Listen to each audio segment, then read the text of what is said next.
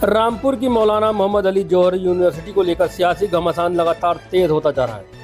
RDA द्वारा university के 38 भवनों को ध्वस्तीकरण का नोटिस दिए जाने के बाद अब ये मामला सिर्फ रामपुर तक सीमित नहीं रहा, बल्कि पूरे उत्तर प्रदेश की राजनीति का बड़ा मुद्दा बन गया है। आज समाजवादी पार्टी के 11 सांसदों का एक प्रतिनिधिमंडल जौहर यूनिवर्सिटी पहुंचा, जहां पर उन्होंने छात्रों से मुलाकात कर उनके आंदोलन को समर्थन दिया। हालांकि इस प्रतिनिधिमंडल में रामपुर के सांसद मौलाना मुहिबुल्लाह नदवी शामिल नहीं हुए, हालांकि उनका नाम था। पार्टी नेताओं ने उनकी गैर मौजूदगी की वजह खराब स्वास्थ्य बताई। रामपुर में आज सुबह से ही जौहर यूनिवर्सिटी को लेकर राजनीतिक हलचल तेज रही। समाजवादी पार्टी के 11 सांसदों का प्रतिनिधिमंडल सबसे पहले रामपुर गेस्ट हाउस पहुंचा, जहां से सभी सांसद एक साथ मौलाना मोहम्मद अली जौहर यूनिवर्सिटी के लिए रवाना हुए। यूनिवर्सिटी पहुंचकर सांसदों ने आंदोलन कर रहे छात्रों से बातचीत की, जिनकी समस्या थी उनकी समस्या सुनी और उन्हें भरोसा दिलाया है कि समाजवादी पार्टी उनके साथ खड़ी है। प्रतिनिधिमंडल ने यूनिवर्सिटी के वाइस चांसलर और स्टाफ से ही मुलाकात कर पूरे घटनाक्रम की जानकारी ली। इसके बाद सांसदों का काफिला जौहर यूनिवर्सिटी से सीधे जिला कलेक्ट्रेट पहुंचा, जहां पर उन्होंने जिलाधिकारी को ज्ञापन सौंपा।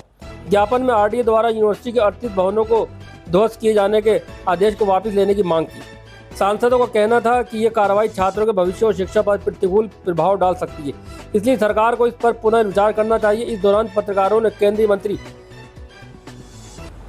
शिक्षा धर्मेंद्र प्रधान के इस्तीफे की मांग को लेकर सवाल किया, जिस पर समाजवादी पार्टी के सांसदों ने कहा कि ये युवाओं की एकजुटता की जीत है और छात्रों की आवाज़ को दबाया नहीं जा सकता। गौरतलब है कि इससे पहले भी 23 जुलाई को भी समाजवादी पार्टी के 45 सदस्यीय प्रतिनिधिमंडल, जिसमें विधायक, पूर्व मंत्री और जिला पदाधिकारी शामिल थे, जौहर यूनिवर्सिटी पहुंचा था। उस प्रतिनिधिमंडल ने भी छात्रों के आंदोलन को समर्थन देते हुए जिलाधिकारी को ज्ञापन सौंपा था। अब देखना होगा कि लगातार बढ़ते राजनीतिक दबाव और विपक्ष के विरोध के बीच प्रशासन और सरकार इस पूरे मामले में आगे क्या फैसला लेते हैं।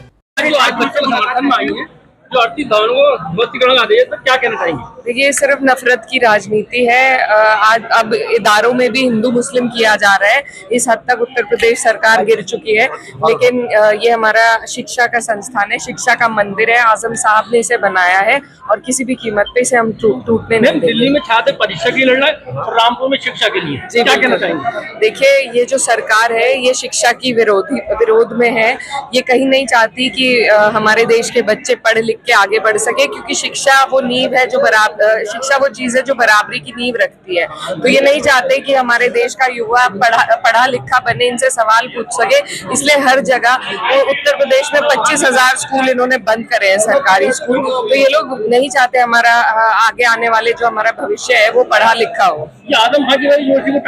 बिल्कुल बिल्कुल। देखिए, और कोई वजह नहीं है। जो हमारा पुराना पार्लियामेंट है, कई ऐसी बिल्डिंग है जो अंग्रेजों के टाइम से बनी हुई है, उन्हें तो आज तक ध्वस्त करने की इनकी हिम्मत नहीं हुई है। ताजमहल है, मुगलों के जमाने का बना हुआ है, उसे भी ध्वस्त करने की इनकी हिम्मत नहीं हुई है। सिर्फ क्योंकि ये यूनिवर्सिटी आजम साहब ने बनाई है, इस वजह से इनके मन में नफरत की भावना है और सिर्फ बदले लेने की राजनीति से ये कदम उठाया जा रहा है। धर्मेंद्र प्रधान के इस्तीफे को कितना रद्द किया?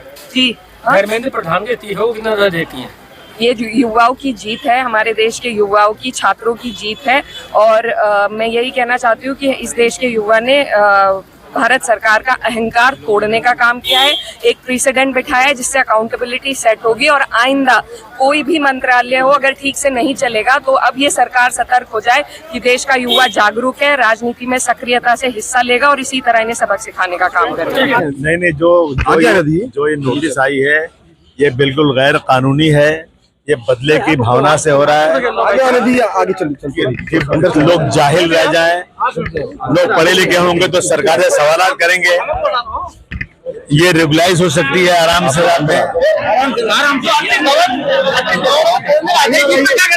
जी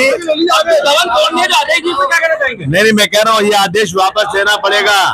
ये गैर कानूनी आदेश है, इसका रेगुलाइजेशन हो सकता है, उसे रेगुलाइज कीजिए और बच्चों के एजुकेशन में रोड़ा अटकाना बंद कीजिए, इसीलिए बात करने आए।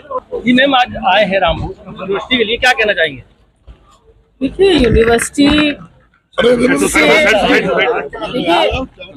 सभी लोगों की भावना जुड़ी हुई है और ये आजम खान साहब का संघर्ष है जो उन्होंने इतनी खूबसूरत, इतनी भव्य यूनिवर्सिटी न केवल रामपुर वालों के बल्कि इलाके और देश प्रदेश के लोगों के बच्चों की तालीम के लिए जो ये इदारा बनाया है, पूरी समाजवादी पार्टी और ख़ास तौर से मैं बहुत एक लगाव रखते हैं हम लोग यूनिवर्सिटी से। हम लोग आजम साहब से लगाव रखते हैं। हम लोग एजुकेशन से जुड़े हुए लोग हैं। हम लोग भी माँ हैं, अभिभावक हैं, हमारे भी बच्चे हैं। तो यूनिवर्सिटी को किसी भी हालत में नुकसान पहुंचने नहीं दिया जाएगा। भवनों को धोती आदेश दिया है, उसका क्या कहना है?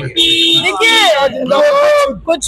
कुछ होने नहीं देंगे। ईंट से ईंट बजा देंगे समाजवादी के लोग। और एक बात ये है, एक जियो है जिसमें 2020 से पहले बनी हुई जो भी भवन है और उनका अगर नक्शे पास नहीं है तो जुर्माने का 25% जमा करके उसको रेगुलेट किया जा सकता है। वो उसमें कोई आपत्ति की बात नहीं है और कहीं से कहीं तक भी यूनिवर्सिटी को नुकसान नहीं पहुंचाने दिया जाएगा। देखिए, माननीय सांसद जी किसी कारणवश नहीं आ पाए हैं। पता चला है उनका स्वास्थ्य ठीक नहीं है। तो आज नहीं आ पाए? हाँ, आज नहीं आ पाए। नहीं, वजह कुछ भी नहीं है। आप देखिए कि पहले दिन से ही यूनिवर्सिटी के पक्ष में है और पूरी समाजवादी यूनिवर्सिटी के लिए तैयार है। आदरणीय राष्ट्रीय अध्यक्ष जी ने जिस तरीके से कल परसों जो है माता प्रसाद पांडे जी आए थे, जो नेता प्रतिपक्ष हैं, और आज उनकी पूरी टीम यहाँ मौजूद है। सांसद सभी आ चुके हैं। तो मैं नहीं समझती कि रामपुर के सांसद यहाँ नहीं है तो कोई कमी होगी, क्योंकि उनके सारे लोग यहाँ मौजूद है और सभी सांसदों का हम स्वागत कर रहे हैं। पिछली बार उसके लिए यूनिवर्सिटी गेट नहीं खुली, इस वजह से नाराजगी वजह से नहीं आई क्या?